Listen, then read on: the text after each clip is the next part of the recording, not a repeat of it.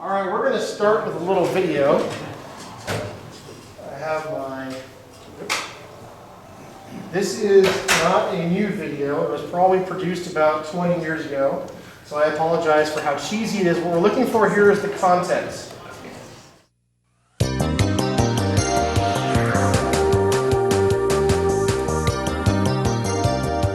Think of this.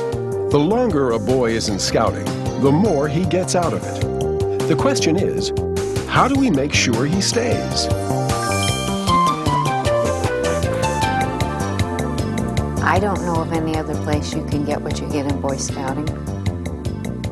When you go back to the aims of the program, the citizenship, fitness, and character building, all of those incorporated, I don't know what any other program that has all three of those. I think the world would be a nicer place if we had more boys that would go through the scouting program, advance as far as they could, and then get out into the world, go to college, and then start out in the world. They'd have a different perspective on life and be operating from a set of principles that really set them straight for what they need to do in their life. Cub Scouting just begins what Boy Scouting will more fully develop. You don't complete the job of developing character, citizenship, and fitness in a 10 or 11-year-old boy. It takes a little more of maturity, and we start that process in blue and gold, but we complete that job when we get a boy in khaki. Boy Scouting builds upon Cub Scouting, but make no mistake, it's a lot different. And I remember when I brought my boys to their first Boy Scout outing, and they all got out of the cars and were walking over to just look at the boys. The Boy Scouts were already there and making breakfast, and they had spent the night. We were just coming in, and all of us moms and dads were unloading their gear out of the trunks, and the Scoutmaster walked over and said, "Boys, this is the last time your mothers will unload your stuff out of the car." And I just thought, this is cool. I like this Boy Scout thing. My observation is you need to encourage those boys to be as self-sufficient as possible. To me, that's the whole aim of Boy Scouting. We're going to turn these young boys into self-sufficient men. Turning boys into self-sufficient young men is what Boy Scouting is all about. So what are some of the challenges in moving boys from Webelos to Scouting? Let's listen to a few Scout volunteers. We're losing far too many boys at the bridge between Webelos and Scouting. The payoff, the fun is all in Scouting. One thing you want to make sure of is you don't lose boys and let them slip through the cracks. The Webelos-to-Scout transition is the process of moving Cub Scouts to Boy Scouts. Its success rests in the hands of Scout leaders who can help make the move an easy one.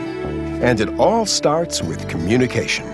The most important thing for the transition from Cub Scouting to Boy Scouting is contact between the pack and the troop.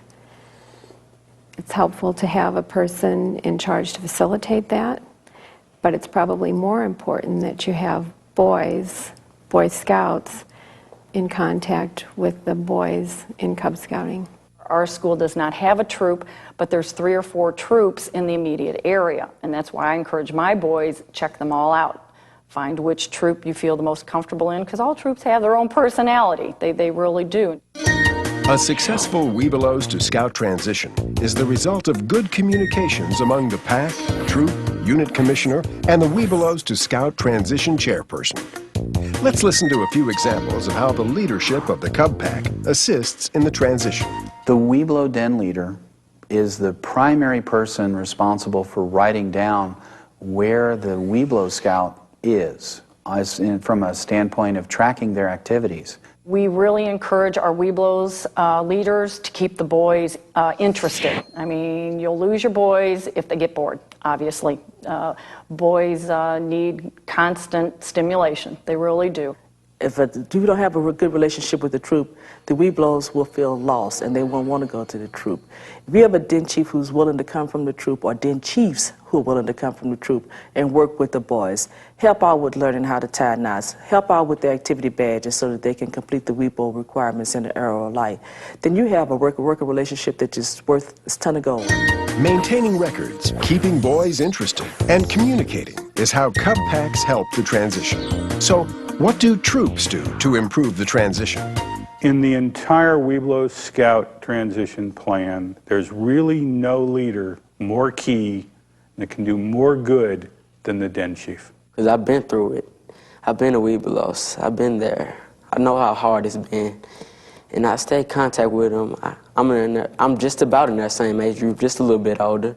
And that den chief comes into the Webelos meeting and he's wearing a new patch.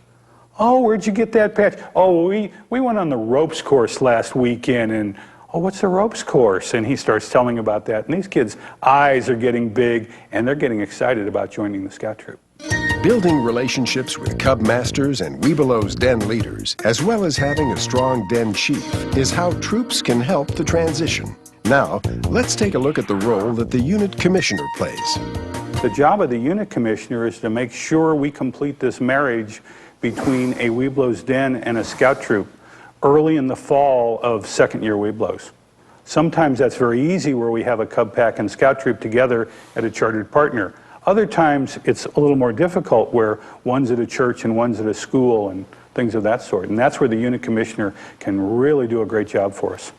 Well, my goal is to get as many Webelos Scouts into Boy Scouts as we possibly can to avoid the drop-off in that transition. The way I do that is to talk to Webelos leaders, talk to troop leaders, and to track myself through my discussions the boys in Webelos that actually get into Scout units and make sure that the district and the council are aware that they are now in Boy Scout units. What role does the Webelos-to-Scout transition chairperson play? As a Webelos-to-Scout transition chair, it really does have a couple key components and key roles and responsibilities. Number one is having direct relationship with the unit leaders at both the Cub Scout level and Boy Scout level in our troops. The other responsibility you have is educating our parents, either sending out communication, either by email or by flyer, letting them know what Boy Scouts is all about. And then for us, we really find the biggest role is just, I'll say, data gathering and keeping track of the facts. And we go all the way down to the boy level. You know, in our district, we maintain a list that we initiate every year at recharter, so we know who our Webelo 1s and Webelo 2s are. We keep track of every single boy and find out, are they moving over from Cub Scouting into Boy Scouting, and if not, why not? We really find great consistency and better retention if an entire den can shift together. It helps keep that personality together. It keeps the boys with their friends so that they're not out there on their own, if you will. Bottom line, what we really want to make sure our Webelo den leaders understand is their main role as a Webelo den leader is to get their Webelos into Boy Scouts. The Cub Pack, Scout Troop, Unit Commissioner, and Webelos-to-Scout Chairperson are all important parts of the Webelos-to-Scout transition, a process that culminates in an exciting crossover ceremony. It also makes a big deal of moving from Cub Scouting to Boy Scouting for the actual kids that are crossing over. It's the culmination of the boys' final Cub Scouting events that he's moving on to the Boy Scouting. It's a finishing and a start. This bridge is symbolic of leaving childhood and moving on to manhood. And they're actually crossing over into something bigger. You know, that's when it really absorbs in. They really start understanding that there's something serious going on because it's so visual and the whole pack is there and the troop is there. When I crossed over, when I bridged, I was very excited and kind of sad because I was leaving the pack and going to the troop. But I was excited because I get to do new things and I was becoming a big boy, a young man. Now I have the experience to share with all the pack and the Webelos about my experience crossing over. And my whole goal is to get as many kids as possible to stay in Scouting. 100% of my Webelos bridge over to Boy Scouts. There's no exceptions.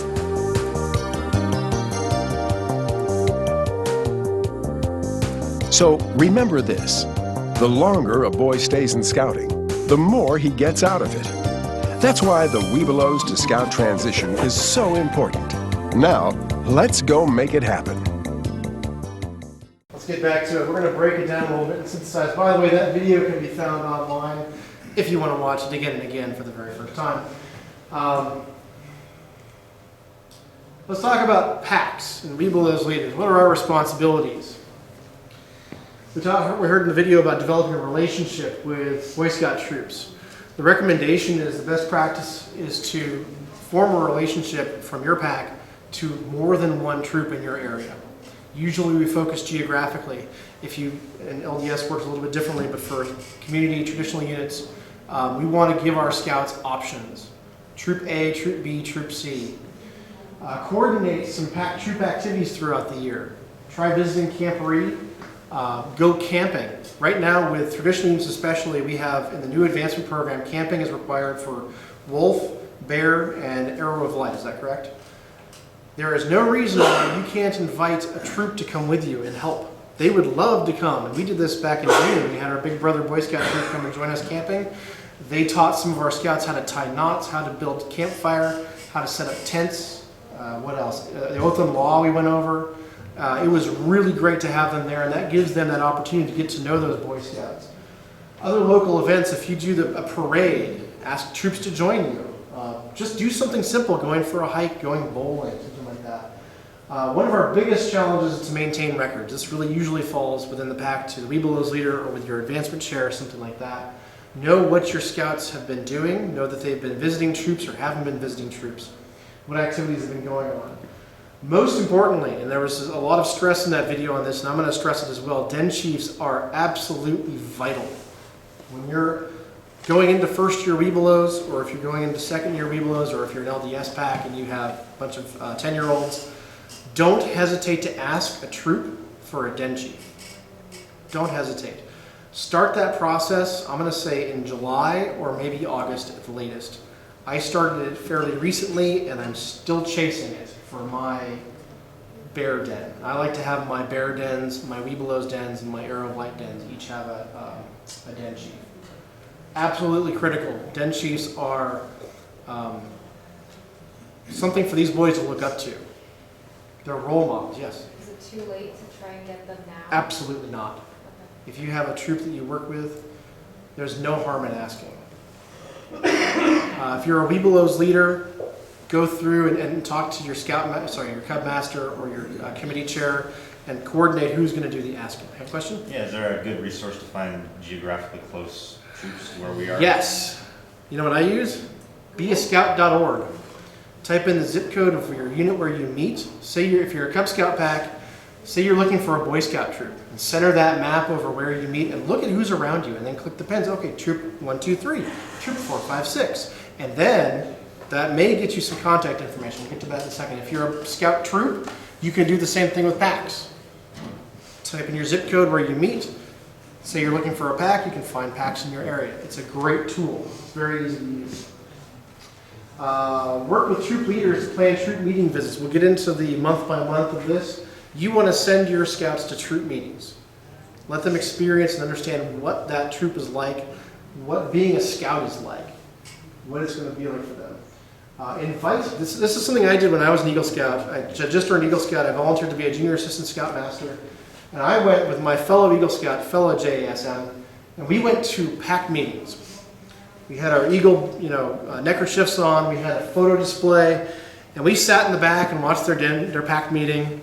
And we just kind of clapped with them, did the things. And I kid you not, those Cub Scouts come up and look at you like you're a god when you're an Eagle Scout. Oh, look at all the things you did. Put your Eagle Scout project up there. If you have Eagle Scouts, use them. Send them to pack meetings. Make sure the Cub Master of the pack knows you're coming. Coordinate that. That's a fantastic way to gather interest in your troop. Also, help from troop side or from a pack side. You ask a troop to help out with your recruitment night. Troops know that our success in Cub Scouts translates 2 or 3 years later, maybe 4 years, in their success at the Boy Scout level.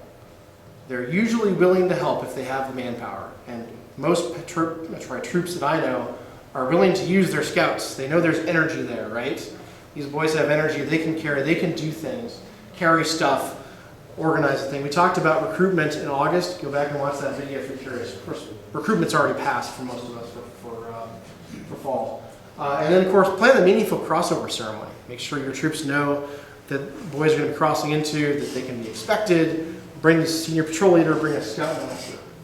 Troops, our friends in the back.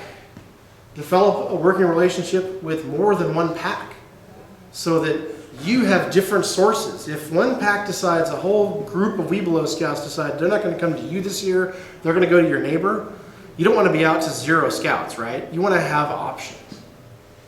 Identify scouts to serve as den chiefs. Now, I don't know, troops are all different when they do troop elections and stuff like that, but before troop elections, if you do it towards the summer or early fall, a great idea is to first identify who might be a good den chief, maybe 2 or 3, depending on the size of your troop. And ask those boys, hey, would you be interested in helping out and being a den chief? Because you need a leadership position, right? And you know, you like to teach. It's a little bit different than being a troop guide, but it's absolutely critical. Identify those, arrange for training for those troop guides. So they know what they're getting into, they know how to be a good troop guide. Be a resource for overnight activities. I talked about camping, things like that. Offer to help. It's a great way to build that bridge. Invite Webelos dens on campouts. You can do that, not just camporee. Troop 162 had a rocketry event about, was it 2 weeks ago? One of their big recruitment events. They asked a whole bunch of packs in their area to come out with them. Do you remember where they did that? Was it Shampooey or something down? I think so. Something like that. And they had rockets that are taller than I am that go up thousands of feet. It was just ridiculously awesome. Consider doing something fun on a camp out that you can ask these Webelos dens to join you and impress them. Arrange for a visit to your troop, 1 or more, hopefully more. And you might have to do coordination there. Make sure you plan your troop meeting thoroughly. If this is a troop meeting where it's all patrol meetings, it's not going to be very interesting. Make sure there's a demonstration, maybe how to pack your backpack for backpacking for a 50-miler, or how to properly paddle a canoe. I don't know. Make it fun and interesting, and stress the exciting things you do in Boy Scouts. Make sure you play a fun game. One of the most memorable experiences I had as a Webelos Scout visiting troops were the fun games. And as weird as it sounds, you know, you put on a great show and explain to these boys what being a Boy Scout is. The game resonates. Provide every visiting Webelos Scout and his family with a 12-month calendar. This is something I talked about back in August. The most powerful thing you can do is hand a mom or a dad or a grandma, grandpa, guardian, aunt, uncle a 12-month or even 18-month calendar and say, here's what we'll be doing for the next year. Join us. If you don't have that, you're one behind. And again, work with the pack for a meaningful crossover service when the time comes. The video talked about two key district individuals that facilitate this process. Who does not know what a unit commissioner is? Anybody? Do you not know who your unit commissioner is? No. Right, okay. So every unit should have a unit commissioner.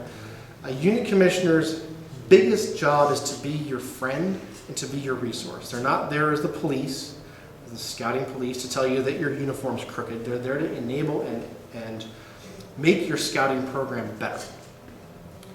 A lot of unit commissioners stand in the back and just kind of watch and don't interact. The good ones will come up and introduce themselves. Hi, my name is Bob, I'm your unit commissioner, good to meet you. Most Scoutmasters and committee chairs should know the unit commissioner. If you don't, it's probably time to reach out and ask, and I can help you with that.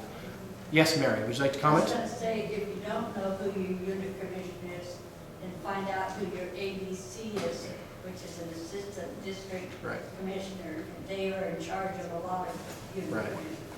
We're going to have a presentation. Part of next month is going to talk about district resources and what different people and their different roles are within the district and how they can help you. From the district commissioner, district executive, the committee chair, the program chair, unit commissioners, assistant district commissioners. There's a whole swath of people with a mouthful of different titles. They all do different things, and they can all help you. And we are here, especially commissioners, to serve you. So tune in for that one next month. If you don't know who your unit commissioner is, you can contact me. You can also send Mary an email or Brian or something like that. There are units today, unfortunately, that do not have an assigned unit commissioner. And we have assistant district commissioners that are covering that unit. It speaks to the point that we're in our district right now where we really need help. So be patient. There was another position that was talked about in the video, the Webelos-to-Scout transition coordinator, which I feel very passionate about that we should have one. We don't have one right now. It is highly unfortunate that we don't have somebody who is acting as the coordinator to make sure that we have troops and packs connecting. The best that you have right now is me, because I can look up troops, I can get their contact information and pass them along to you. I can look up packs. If you see a pack in your area that you haven't connected with, I don't know the Cubmaster, I don't know the committee chair, contact me, I can help you. Contact our district commissioner. I'm willing to provide that service to a certain extent. I'm not going to track every scout one at a time, that's somebody else's job. And I'm working hard, we're all working hard to try to fill these roles, but just please be patient. So district people are supposed to provide a lot of things. Attending crossover ceremonies, help with dens, visiting troops, all those things. Right now, that is not happening, which puts that on our shoulders as scouters, as unit leaders, to do that. Sorry about that. We're working on it. If you're a Webelos leader, traditional units, you have 4th graders, starting 4th grade. If you're an LDS, different thing. Your formula is a little bit different. The next couple slides will pertain to you. My suggestion is, so Hardin, you're in this, no, you're not in this bucket. Phil's in this bucket. All right. Ask for a den chief, I just mentioned, in July or August, if you don't have one. Start point for a den chief, ideally, is September to October, when we're starting our den meetings in our program year, and through the end of the program year. In September, start looking at Webelos Woods. This is an excellent opportunity for your first year Webelos to go and experience what it is to be a Boy Scout, to see it. That happens in October. Consider getting Baloo trained. We usually have a training in September, and we usually have a training in May. Baloo is really ideal for bear den leaders to get. That's what Bob said, wasn't it? He's targeting Baloo den leaders. So that when they get into Webelo den leading, they're ready to go ahead and do that camp out, and they know what the Cub Scouts need, what the needs are. So consider that. In October is Webelos Woods month. At Webelos Woods, you can get IOLS trained. Who knows what IOLS is? I know our 2 troop guys in the back is. Hardin knows, Mary knows. Introduction to outdoor leader skills. The code is S24, no, S11. You guys know? Yeah. S24 and S11 are needed if you're going to be an assistant scoutmaster or scoutmaster to be fully trained. This is a great spot to pick that up on the way and not worry about it later. So what's the difference between IOLS and Baloo? That is an excellent question. I have only taken Baloo, so I don't know for sure, but I know IOLS focuses on Boy Scout skills, Boy Scout things. Baloo is all about how to provide the needs and be safe with Cub Scouts. So all their necessities in terms of restroom facilities, what kind of things are good for cooking as a pack, as a den. IOLS is really focused on the Boy Scout program. Is that, Hardin, you've taken that. Is that relatively accurate? Yeah, it goes over a lot of the skills you would need more on a Boy Scout camp out level. Yeah. So it's a good thing to pick up, and you can pick it up your first year, if you're a traditional unit again, when you have 4th graders, and put that in your pocket. Once you're trained for life. Or you could pick it up the next year or two. We'll talk about that in a second. Plan a joint troop and Webelos den activity in November. Our big brother troop does what used to be called Ready Men, and now it's going to be called First Responder. They basically provide the service to us and other packs. They bring the scouts in for a day, and this year it's going to be an evening, and they go top to bottom on an adventure, or what used to be an activity badge. One day. That is an excellent way to connect with it. So consider this, guys, if you don't already. November, December, what kind of thing can you provide to your local packs, your local Webelos dens that they need to cross that bridge? First responder or readyman is excellent because it's all about first aid. And most of our Boy Scout troops have first aid training. They have first aid merit badge. It's a big deal. It's one of the hardest merit badges to earn, in most people's opinions. And it's also hard for us as Webelos leaders and scouters to teach it because a lot of us don't know that stuff. We haven't been focused on it. For you guys that are in troops, there is a, Darrell, you want to hold that up, the Cub Scout requirements? There are a couple of things, oh, it's on the other side, sorry. There's a printout over here. I only brought 2, so it's good there's only a couple of you. Are they down below? I'm gonna bring them out. There's a list, simply a list of requirements of a new advancement program. If you're not familiar with the Cub Scout advancement program, oh, there they are. Fantastic. It's this. Is that mine or is that yours? No, I'm sitting over there. Oh, perfect.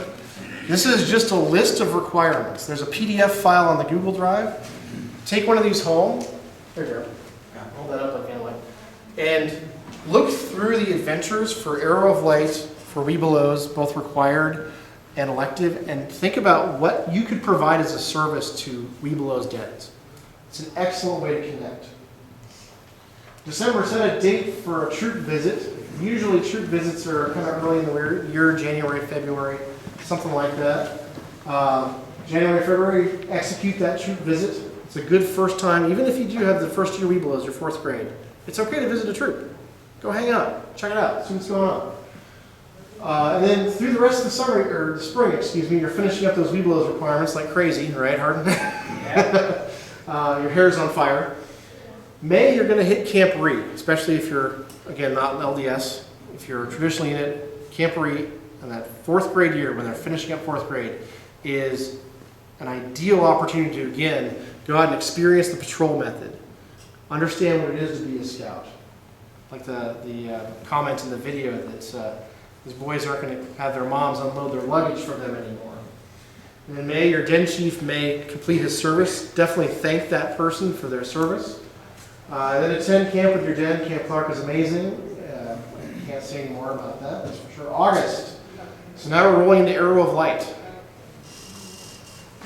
Consider a den camping trip for the fall. Confirm your den chief for your Arrow of Light year, 6, 8 months, whatever it's going to be. You still want to have a den chief. These will be available to you, don't worry. Plan your den's Webelos Woods adventure in October. You do want to go to Webelos Woods during that year with your 5th graders. And this is what's going to apply primarily for LDS units, by the way. Although, since you have a rolling conveyor belt, it's a little bit more challenging. Webelos Woods in October. Plan that joint activity in November of some kind. Have Boy Scouts come to a den meeting in person. Explain to your scouts, to your den, what this is all about. Maybe take 10 minutes, 15 minutes. What's the difference between, especially somebody who's been a Cub Scout and is now a Boy Scout. What's the difference? So by December, you should be dialing in on when your boys are going to finish the Arrow of Light. Set that date for the final troop visits. Set the date for your crossover ceremony. Somewhere in December to January time frame, you're going to wrap up all those troop meetings. Recommendation is to visit at least 3 troops. At least 3 troops. For troop guys, I'd say bring in as many Webelos dens as you possibly can. Help your scouts make the decision. We'll talk about this in a second. This is a big deal because some scouts don't know what they want. Somewhere between January and March, for most of us it's February, have that amazing crossover ceremony. We will talk about ceremonies in December. Come back for that. Sorry, that's not what this is about. This is about the decision-making process. Get those new scouts actively involved in their troop. Don't let them just drop off the face of the earth. Make sure they're going to campouts. Make sure they're going to troop meetings. Get those youth applications filled out. More than once we've had a Cub Scout that crossed over into Boy Scouts, and they were on our roster for months and months and months and months because their application for some reason didn't get processed. Have your Scoutmaster, your committee chair, keep an eye on that roster. Come September, after they've crossed over, they should be off your roster. They should be on the Boy Scout roster. Consider joining as an assistant Scoutmaster, as a member of committee. Get involved with this troop. You're a leader. You want to have a presence. You don't have to get involved immediately if you don't want to, but make sure you're there at meetings. You say, hi, Billy. Yeah, we're still doing our thing. It's good to have that familiar face. Do you have a comment, Joe? The Arrow of Light, one of their adventure requirements specifically has to do with Boy Scouts, and is a whole Boy Scout adventure. And so some of this stuff you're going to be required to do as Arrow of Light anyways. Right. So. Did you have something you want to present? 872 and 673, anybody? Anybody? 872, 673, going once, twice. All right, thanks for interrupting. Thank you. Quick question. Yes. So in the crossover ceremony. Yes. So say we have kids, they're going to kind of split off and start going to different middle schools. Sure. What's their obligation to that troop they cross over to? How easy is it going to be for the following September when they maybe go to a different school and they find out, hey, all my other friends are in a different troop? Right. How easy is it going to be for them? Can they just switch over right then and there? Or? If a troop isn't working out for some reason, we've known a couple of boys that have transferred from one troop to another. If for whatever reason, if it's a driving thing, if it's well, I thought this troop was going to work out, but it turns out the boys are bullies, there is a transfer process. And we'll talk about this in just a second about going with your den helps, but it's not required. But if a troop isn't working out and you recognize it, it's worth talking to that scout and trying to figure out why. And yes, there isn't necessarily an obligation to stay with the troop if it's not working out. Is that? It does. But it's important to cross over to the right troop then. Don't. It's important to make your best effort to make an informed and best decision that you can. But again, if it comes down to 6, 7, 8 months later and that scout just isn't feeling it, there's something that's going on. Maybe it's worthwhile having a Scoutmaster conference at that point to say, hey, what can we do? What is it that you need that we're not providing? I'm just thinking more for locality-wise. I know with our Webelos, a lot of times they split into different middle schools, and I think those are... Well, one of the things that we've found, in Cub Scout packs, we tend to be relatively geographic.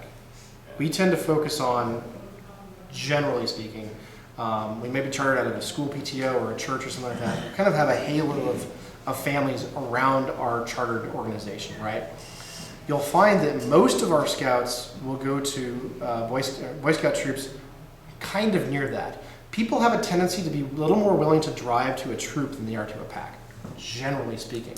So, part of that is, okay, Billy Cub Scout, are you willing to sit in a car for 20, 30 minutes to go to this troop, or do you want to be able to walk to that troop? It's a discussion they should maybe have with their parents, right? But usually, so if you're in an elementary school, let's just say you're chartered of a PTO or a PTA, and that school splits to 2 different middle schools, but they all these boys transition to a troop that's down the street. It's probably better to be somewhat close to your home than close to your school. Because, and I'm going to draw on some recent recruiting things that I've been to. Anybody in Cub Scout packs try to recruit from private schools recently?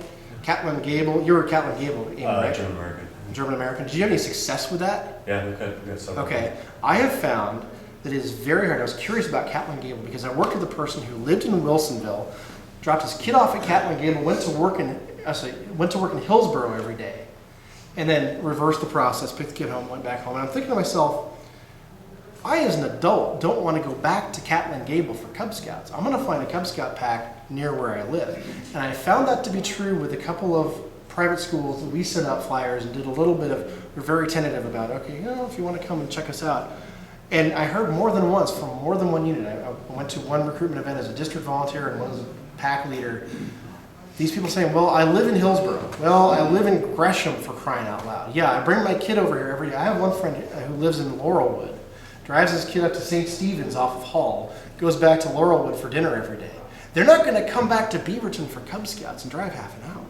They're going to find a Cub Scout pack over there. Now, if you've had success in Catlin Gable, that's great. And maybe that would work from the same way with going to a scout troop that maybe they're close, maybe they're willing to. But I wouldn't spend a lot of time worrying about personally, a den from a school or something like that splits and goes to 2 middle schools. They're still going to be friends, especially if that den happens to stay together and goes to the same troop. They're going to have that continuity, right? Okay, the decision for joining a troop needs to be that of the individual scout. I cannot stress this enough. This is not the den leader's decision. This even shouldn't be the parent's decision. Any questions about that? I'm a little passionate about this. Scouts within a specific den may or may not choose to join the same troop. That's okay. If Billy Cub Scout decides he wants to go to Troop A and his 6 den partners go to Troop B, that's okay. Maybe Billy Cub Scout didn't feel comfortable at Troop B. That's his choice. Scouts may choose to stay with their fellow scouts in their den. They may choose to follow their den leader. That is not uncommon. It's very nice to have that familiar face, but it's not required. Okay, no questions on this, right? It should be done in consultation with the parent, I believe. But the scout really, when they visit at least 3 troops, they're going to get a gut feeling. Do I like this troop? Do I feel comfortable with this troop? Choose a troop you feel comfortable becoming part of the family, because really, that's what it's like. It's like becoming a part of a new family. And you want to make sure as a scout that you feel comfortable with these boys.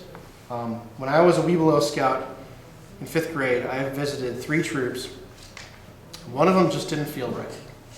And I'm glad that I didn't join, because there were issues that weren't visible on the surface. They were buried deep.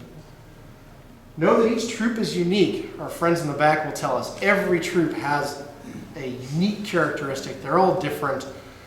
And it's really related to who's there within the troop. Yes, it's all the same program. We're all looking at the same ranks. But you'll have some troops that love to go and do rafting or other water sports or canoeing. You'll have some troops that do a 50-miler every year. You'll have some troops that just like to do their Pinewood Derby thing. I've heard there's a troop out there that just does Pinewood Derby a lot. Okay, maybe your scout loves Pinewood Derby. That's okay. Choose a troop where you like the scouts and you feel like you become a member of that team, that family. That's the questions.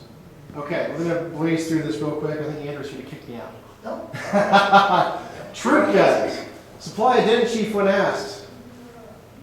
Identify that potential den chief early. If not, you can offer one. You can reach out to a Cub Scout pack and say, hey, could you use a den chief? I got a great scout here. Nothing wrong with that. Help one or more packs with fall recruitment. I talk about that. Did I talk about that? We had a great success with our Big Brother troop coming in about a year ago, and we had a carnival atmosphere, 5 different stations of games that lasted about 10 minutes. Our troop friends came in and ran the stations for us so that our den leaders could herd the scouts. We recruited 19 new Cub Scouts that day. And that comes back to the troops. They appreciate that. Connect with more than one pack. Identify those Arrow of Light dens. Those are your candidates for this year in September. Have a presence at Webelos Woods. If you're not going, go. Webelos Woods is not intended to pull the parent aside and say, hey, Bill, check out all the cool things our troop does. It happens. It should be, hey, Billy, Cub Scout, look at how awesome Boy Scouting is. There's a balance there. You can sell your troop a little bit, but try the soft sell approach is my suggestion. Send one or more scouts to den meetings. I talked about this before. Explain how a troop works. November, somewhere in the winter is a good time for that. Host an Arrow of Light den at troop meetings. December, January is a great time for that. Enable that crossover ceremony, February usually, and get those youth applications filled out. Here's the important thing, and I have a real stick to talk about this one. Do you have a comment? The new Arrow of Light curriculum, especially any new Arrow of Light dens this year, are probably going to be later in the year. This will be all pushed back if you have brand new 5th graders. Like April-ish, yeah. probably. We don't have a lot of miles under this bus is the thing, right guys? It's a brand new program. We don't know when we're going to end up, yes? Well, because we were allowed to keep last year's curriculum. Yes. So Hardin's doing that too, right we are there. doing that, so So you should be halfway there, right? You guys. Yeah. Right. So keep with the program, and you guys probably have a really good idea of when you'll be done. If you're a first-year Webelos den leader, keep that in mind that you're going to be the first one probably to blaze the trail to go through this new advancement program. Try to conquer as many of those adventures as you can during the 4th grade year before you flip over and start the 5th grade. Do things over the summer, yes. But so the key is that Arrow of Light den is going to be later, or any new Arrow of Light dens that got formed, because we started a whole new Arrow of Light den, and they just started. They had 2 pack meetings. Our pack seems to have a talent for recruiting 5th graders. They're not going to be ready in February. So do they have to go through Webelos and No, they just have to go through Arrow of Light. The new program, you can jump in and just hit Arrow of Light. But some people feel that cheapens the arrow of light, but it's a lot better because we can on-ramp a 5th grader and just springboard them right into Boy Scouts. I have no problem So with that. here's a question though, we're doing the old curriculum, Yeah. but we have a 5th grader that wants to jump in. Ooh. What do we do? Well, what do you think, Hardin? What should she do? Recruit a new den leader, right? Recruit a new den leader. Because I can tell you right now, I have a den leader right there who does not want to have any new scouts that are on the new program because that's going to just explode the brain. Well, I'll be wrapping his head in duct tape. Well, that's kind of where it's like, I don't want to say no because he just moved to the area and. Yeah.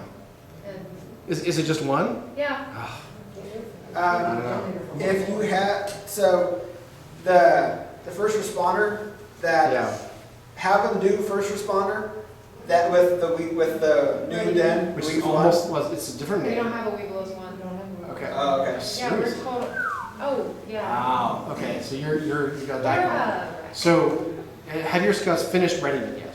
We're working on that next month. Okay, so that's a good point. If this person joins, first responder is now a Webelos requirement in the new plan. A Arrow of Light 5th grader who joins can use that as an elective for the Arrow of Light under the new program, if they didn't use it for Webelos. So you can fold that in. You can start finding these overlap points. It might work. It's going to be challenging. I'm not going to sugarcoat it for you. Anybody else have this issue? I have a challenge. We came into the year with 9 scouts, no 4th graders or 5th graders, no taggers. So we had 2nd and 3rd graders. We've recruited 12 new scouts, or 14 new scouts so far. Okay. But 2 4th graders, no 4th grade den leader. Sounds like our wolves because I refuse to do it. Okay. So we were told if we start the new program, Yes. that they've been active all along in the old program. Yes. Even if they don't complete the new program, they still get their rank advance. Your LDS, right? Yeah. LDS, the going thing is do your best, because it's this rolling conveyor We're belt. a year to fit everything in. I understand. Do your best to get on the new program as soon as possible. We're already in it. It's okay to be flexible, especially with those scouts that have been in if their birthdays in like December or something, right? Yeah. Go back and watch. I didn't record We the actually videos. started the new program before we were supposed to make sure we were already in it. Okay, good for you. We don't have Yeah. a problem with the new program. Okay. But there's some boys that had already had their birthdays. Yeah. And so they are going to be part old program, part new program. We're just giving them their rank because they've been active the whole time. That's what we were It's told. okay to be squishy. Okay, We're not going to say you can't get the bear because you switched over to the new program Yeah. halfway through. Riley Rustad was in here in April and or May, and his comment was, the most important thing is to have a fun, exciting, engaging program for our boys so that they transition into Boy Scouts and they're enthusiastic about it. It's not important to tick off every single checkbox and make sure that every single thing is perfect. It's okay to be squishy at this point. The National gets it, especially for LDS. Yeah, it's okay. Just as the way birthdays fall. Yes, it's a unique challenge to the LDS. I understand. So you have any suggestions for the 2 4th graders, no den leader? Just Okay, oh yes, I'm sorry, I do. So we had this issue, when did we do recruitment? 2 weeks ago, 3 weeks ago? Yeah, 3. And I had 0 2nd graders at that point. Half the den moved to Panama. And we have a den of, 13 5th graders, and my den leader's head is exploding. And that day we recruited 5 2nd graders and 4 5th graders. Yes. So I stood there and I said, pretend you're those new parents. I said, okay, here's how it works. Nobody has stepped up to be a den leader yet. So there are 2 options at this point. Somebody can step up and say, I'm willing to be a den leader, or we can do a round robin where one family every month is in charge. You host, you choose an adventure, that's your month, and then you're done. That's how I put it to them. You know what I had happen? 2 people stepped forward. 1 5th grade, I have a brand new 5th grade. They're both over there getting trained right now. And they're both fantastic. They're both enthusiastic. And what I found that a year ago I did this, we had 6 2nd graders and we recruited another 7. And I stood there and I said, we need a den leader. Nobody said anything. And now I have a den of 13. And my bear den leader now is pulling her hair out. And now it's hard to split those because they're all friends. So I learned from that. My suggestion is the soft sell. Say, okay, you can do this in one of 2 ways. And the rotation thing works as an option. It does actually work. to have, and all they have to do is just coordinate who's going to teach what and who wants to do what month. Because every adventure should take roughly a month. Something like that. Do it right at the beginning though. Yes. Don't let them start with the other den. Say right off the bat. You are a different den. You are a different den. And that's what we did with our 5th graders, is I was not going to burden that with Hardin back there. It's just... So that's part of the problem. We didn't have that, so I, rather than forcing that, I said, okay, roll into the Bears for now, we'll figure it out in a month. It's probably not too late, but then again, you got to get all those parents together and have a come debate and pal moment, right? Right. That's okay. Come debate and pal. Okay, back to our troops in March. This is important, guys. For your benefit, in the back, they're joking. When you get new scouts, it is super, you guys probably already know this, it is super important to integrate them into patrols and get them active, right? Get them camping, get them involved, get them working on that T21 program, the Trail to First Class, right? Conduct summer camp orientation, roughly April. What can you expect in summer camp? And here's the important thing, I can speak to this personally. Make sure those new scouts know what they should be doing at summer camp, because when they're Cub Scouts, they're basically told, you're going to this station, you're going to this station, you're going to this station. And you hit summer camp and it's like, whoa, I can do anything I want. Make sure they have a plan. Make sure they have some ideas for what they're going to try to accomplish. 1, 2 merit badges at the absolute most. Make sure they focus on that Trail to First Class. Rank advancements, get them to summer camp. Get them to summer camp. Make sure they have a rank on their uniform when they go to summer camp. Make sure they have a rank on their uniform, because they will get harassed if they don't. It's happened to me. Okay. Key points, create those relationships between packs and troops, more than one. That should be primarily the thrust of the Cub Master, the committee chair, and Webelos leaders. It doesn't hurt to have everyone be involved. From the troop side, Scoutmasters and assistants, and committee chair. And if you guys have a membership and recruitment person in your committee, that's a good person also.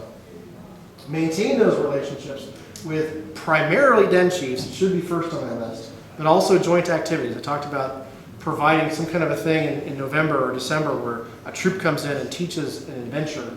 That's a fantastic way to do this, to go camping. Keep those communication lines open between leaderships, between Scoutmasters and Cubmasters. Remember that while it's often successful to have a den stay together, the decision to join which troop is up to that individual scout. Anybody have any thoughts or comments to share? Things that have worked, things that haven't? Open mic time. Hey, Greg. My unit commissioner's here, everybody. Greg Cotton. Mike. Mike? Yes. One quick thing. Don't forget, get your access code. Thank you. Yeah, for register. Recharge. Can you get that? Right? Can you get that? Yeah. Thank you. This is your chance to ask questions. Does this all make sense? Yeah? Clarification needed? Okay, there are some resources. There are some glossy things back here from National. Some of them is for troops, some of them is for packs. You can find them online.